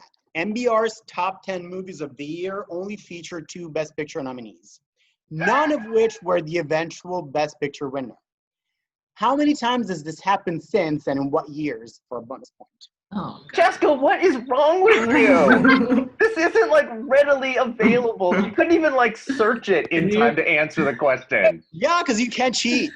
And you have to go through 18 years of Best Picture nominees. No one's going to catch it. So NBR's list of top 10 only contained 2 Best Picture nominees. Yes, and none of which were the eventual Best Picture winner. So what I'm asking is, how many times since then has MBR failed to list the Best Picture winner?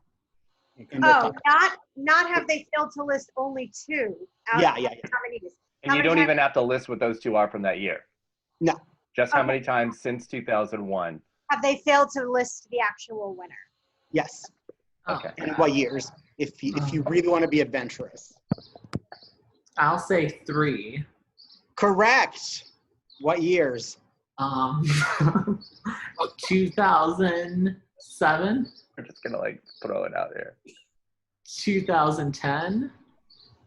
2014. They're all 3 are wrong, but you still get a point. That's amazing, though. We're just gonna. This is gonna be the fun part. He just gets like. I kept adding 3 on the. So you get a point if you get one of the 3 years correct. So okay. Ed.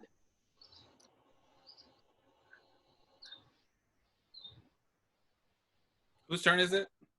You. Ted. Wait, you. I thought it was Rachel's turn. Yeah. Yeah. Oh. Yeah, it's Rachel's. Yeah, Rachel's I turn. am still resting on my laurels from getting closest on the foreign film. Yes. Okay, so it's 3 times. I need to list the years. Yes. 2018. Nope. I'm just trying to guess years. I don't remember what Matt guessed. I'm just trying to guess years that he didn't guess. Did you guess 2011? No. Nope. And 2003. Correct. Because that's the crash year. So that had to be one of them. That's a point for Rachel. So there's 2 more What points available. 2003 was correct. Crash.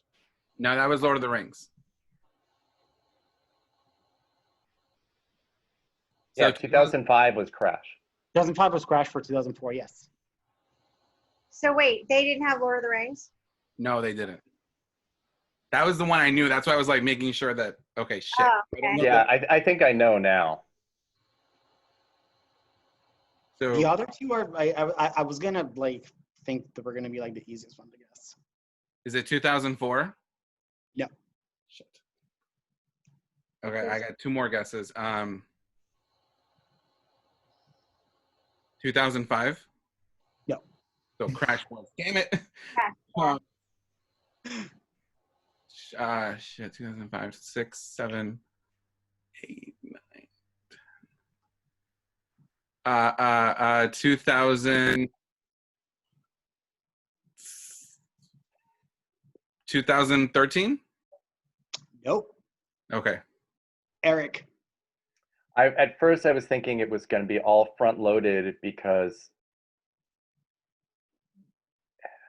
they have the nominees now, and certainly not going to be anything Warner Brothers Right.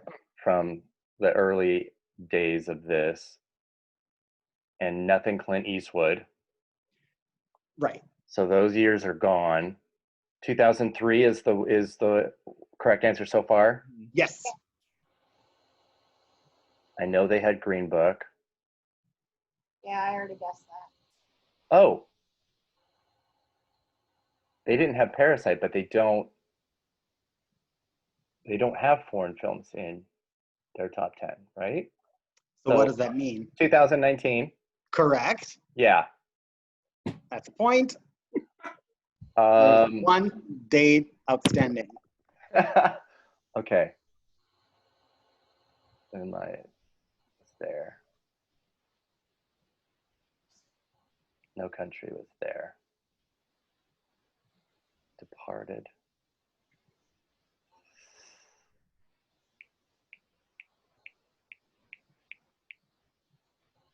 "12 Years a Slave," Birdman. Fuck.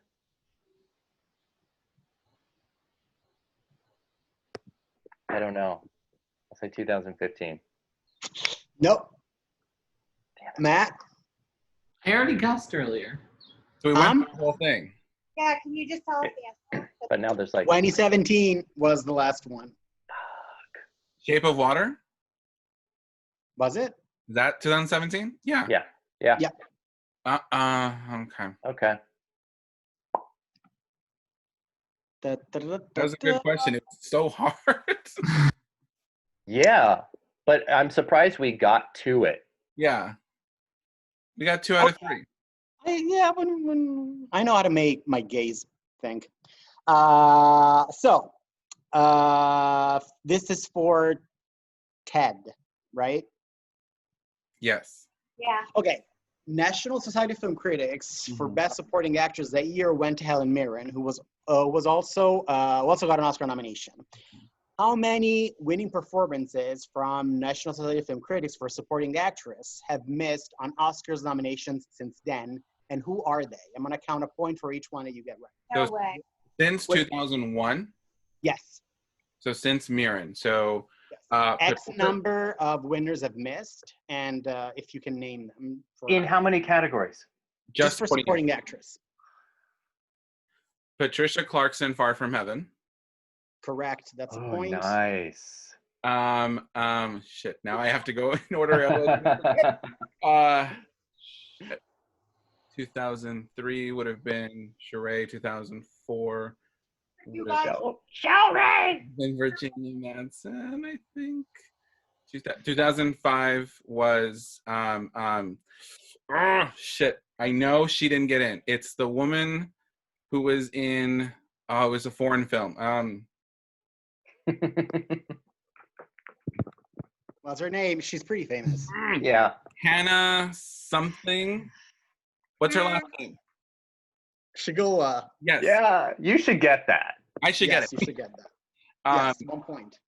And then 2006. Oh shit. 2006 was Departed. So that was Hudson. So oh shit. That was Streep got in because she was in supporting, but she got in lead. Does that count? No, it doesn't count. Okay. So 7. Oh my God, 7 was Swinton, which means who the fuck won that? Blanchett, I think. 2008. Out it. 2008 was Penelope Cruz. I think she won that. 2009. I'm keeping track of the ones you're getting right, and it's Trying to. I hope all of you. I'm trying to help you guys. 2009 was so Patricia Clarkson so far, Anna Shigula, and Meryl Streep. Yes. Okay. Meryl Streep counts? Yeah. Oh, okay. Even though she got in for lead. Well, because I'm asking about supporting. Got it. Okay. Just making sure. So that's 3. 2009 was Hurt Locker. Hurt Locker was Monique. 2010 was Leo. 2011. 11 and 12 I get mixed up. 2011 was The Artist. So, oh shit, who won? Spencer, right? But she didn't win any of the critic awards. Oh shit, who's 2011? Not Shailene Woodley. No. 2011. Who won things that year? Chastain. Okay. Not Chastain. Because she got.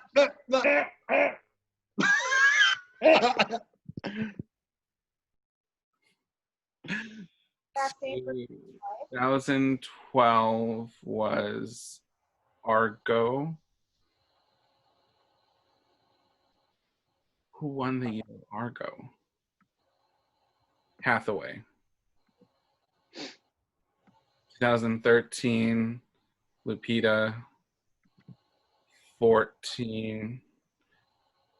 I mean, I'm assuming that these people won National Society. I'm like, I know I've probably missed one or two. You're kind of swimming around it. I am. A little bit. Do you want to just try and guess the number before you so I get got into the 3. Yeah. So I'm gonna say 6. Close, but no. Okay, go ahead, Erik. Erik. 5. No. But I know one of them. Okay. Kristen Stewart. Yes. Distills Maria. Yes. What year was that? 15. That's the last. Yeah, that's the last one in 16. Yeah. I That's 1 point. I don't know who else though. I can't think of About anybody. that one. I cannot. I Yep. loved 2000. I know Chastain won for like a whole Right. trio of performances because they do that all the time.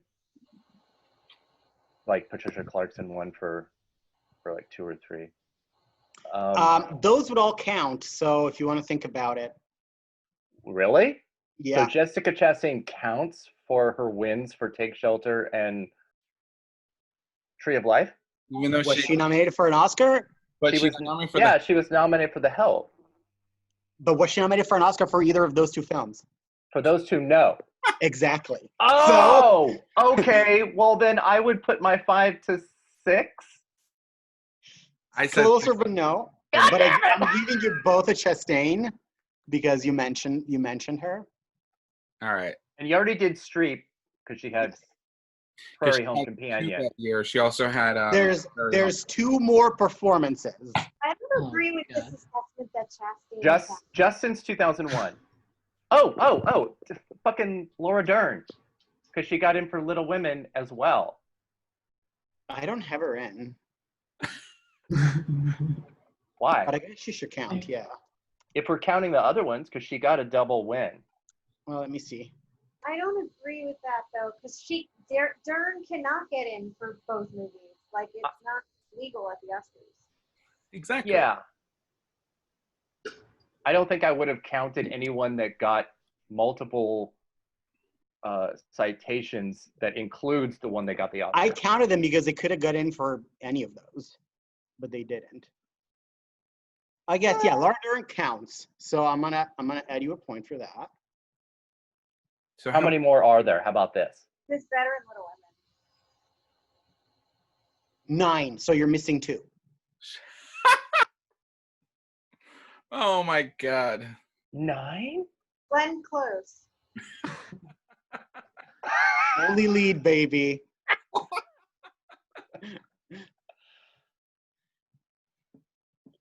Oh man. Wait, so there's 9, and we've gotten 7. 7. Yes. You need to go back in time a little bit. But we're only going to 2001. Yes. Yeah. But Dern was added, and before Dern was added, you said 2015 was the last time. Kristen Stewart was the last time, yeah, but then it was actually Laura Dern. Yeah, But we know that there's nothing but. So you're looking at only between 2001 and 2015. Patricia Clarkson, essentially, yes. Meryl Streep, Hannah Shigula, Kristen Stewart, Jessica Chastain. Laura Dern.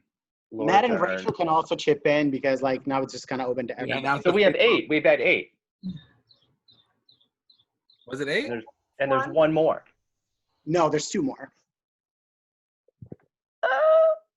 This question.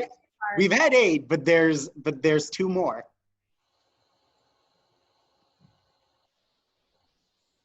Bitch, what? Oh! Is it because Ted didn't mention the station agent for Clarkson? Yes, that's another point.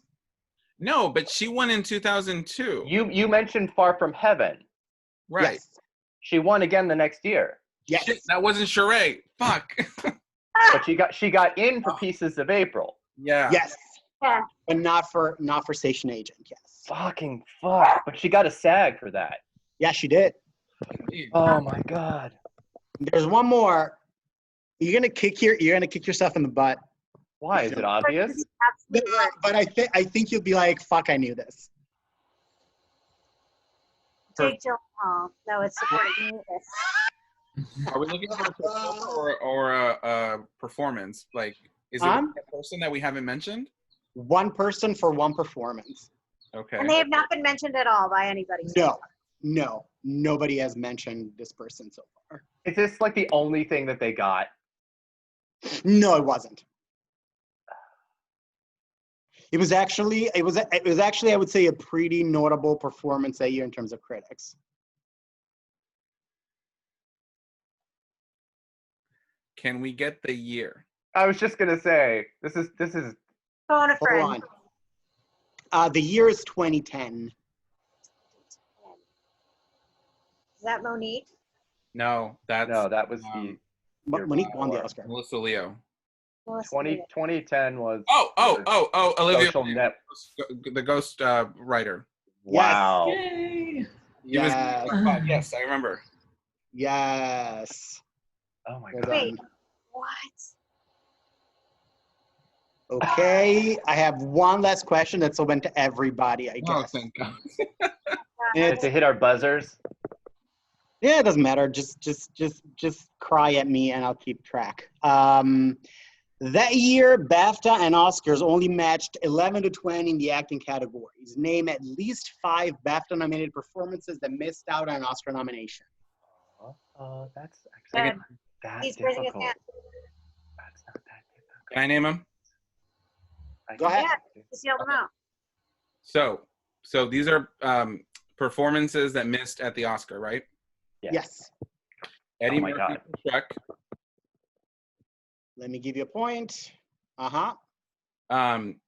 Jim Broadbent for Moulin Rouge. Yes. Robbie Coltrane for Harry Potter. Let me double check. No. Yes. Yes. Like, that happens. Hugh Bonneville for Iris. Yes. Oh shit. Nicole for the others. Rachel gets a point. Oh, we're just like saying them? Yeah, just open to everybody. Yeah. Yell them Oh, out. Judi Dench and Kevin Spacey for Shipping News. Yes. How many do we have left? Well, there's 9 total. I think we said 8. We've said 8. We said you said the Audrey Tautou. Correct. Let me double check that it's all of them. Is that all of them?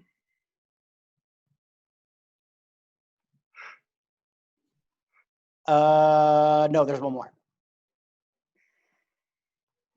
It's a supporting actor because I remember that the entire lineup did not get in. Hugh Grant. No, other one. Colin Firth for Bridget Jones' Diary. Yeah. Correct. And that concludes our trivia. Nice. Look at that. round. Hi, Max. It's fine. I was just clapping. The winner is Erik by a nose. How perfect for next year. Bye, nose. By a nose. Oh my God. Yes. So I have to do the questions for next time? Mm-hmm. Yes. Oh my God. That's cruel. These are hard. I Make it easier. Yeah, these were tough. Like I was going through trivia just to like see if I could prepare myself. All the trivia that I have, you didn't pick any of it. So What trivia did you have? really good ones. So In the Bedroom was the first film that was screened at Sundance that was nominated for Best Picture. And since then there have been 12 other films that I like that. Oh yeah, that's easy. I like that though. That's a good one. The other one that I had was all the Black actresses since Halle that have been nominated for lead actress. I should have thought of that. Yeah, that was a really good one. Oh shit! What was the other one? Oh, this was this Best Actress lineup is now all Oscar winners because they all have one now. So how many lineups since 2001 are all Oscar winners? Best supporting actor. No. You guys are, Best lead actress. Just you're better at this than I'm gonna be. I don't even know what my questions. Damn. And then this one wasn't a question because it ended up being the only one. So this is just interesting trivia. This is the only Best Supporting Actress lineup where all of them are now Oscar winners. So every other Best Supporting Actress lineup has In history? In history. Wow. And I went what year? all the way back. This year. 2001. Yep. Really? Yeah. Wow. Because I was trying to see if there was any other year that had all winners, like eventually. It's never happened. Thelma It's never Ritter happened? back in the 50s, so. Wow. Damn. It's incredible. So guys, when we do our next one for 2002, I think we have shirts that we could wear. Oh, Yes, God, we do. that's right. Oh my God. Yes, we And do. Any last thoughts on 2001? No. Glenn Close should have won. He Something. did a great job as the Oscar Those were hard.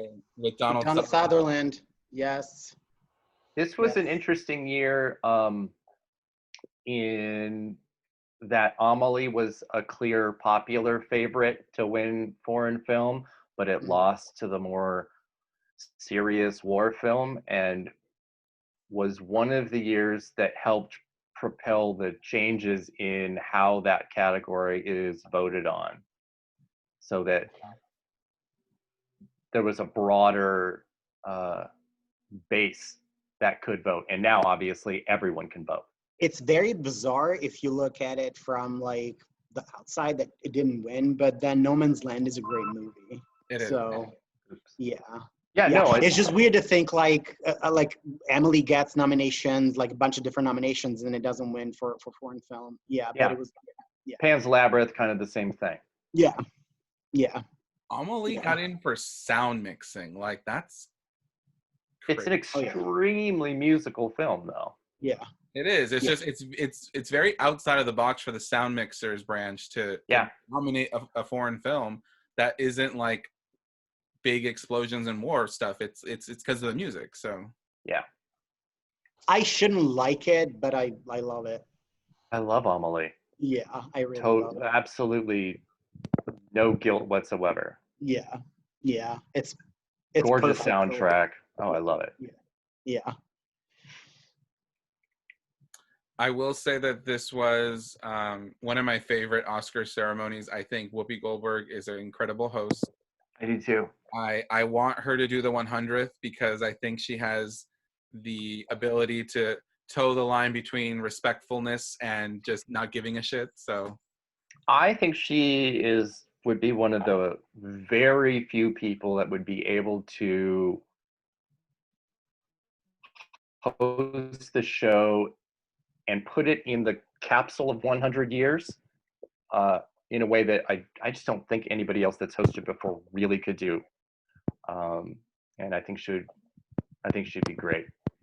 I don't think she'd host, but I'd be happy if they brought her back. I don't think she would either. Yeah.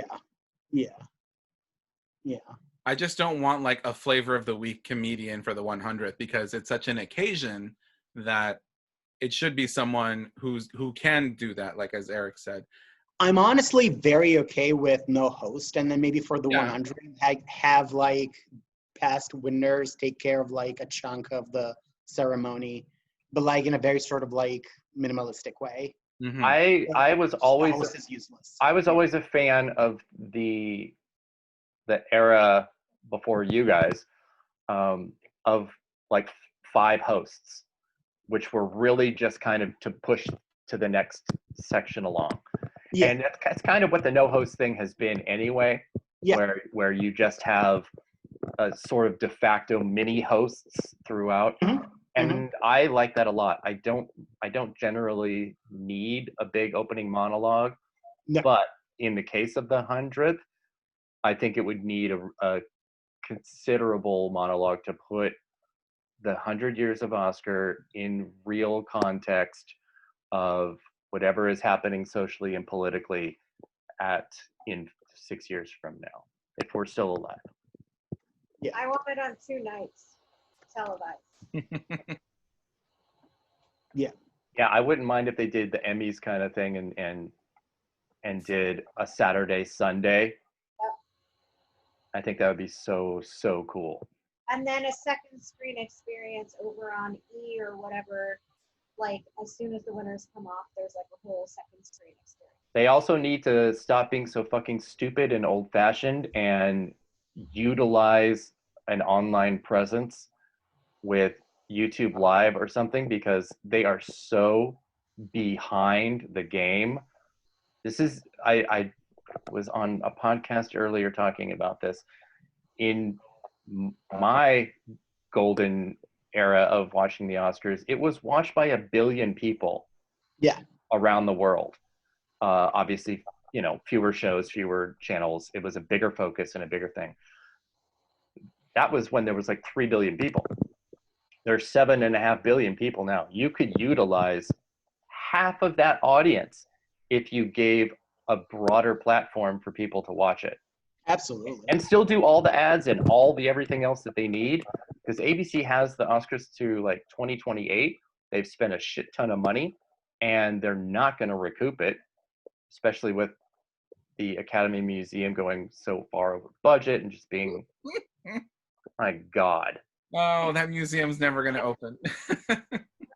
It's like the tenet of the Academy Awards. Yeah.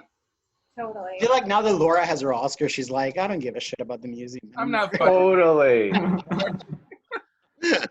She's like, bye. Mm-hmm. You're on your own now. They should have waited. I gotta head out, maybe take a nap. I haven't really gone to bed yet.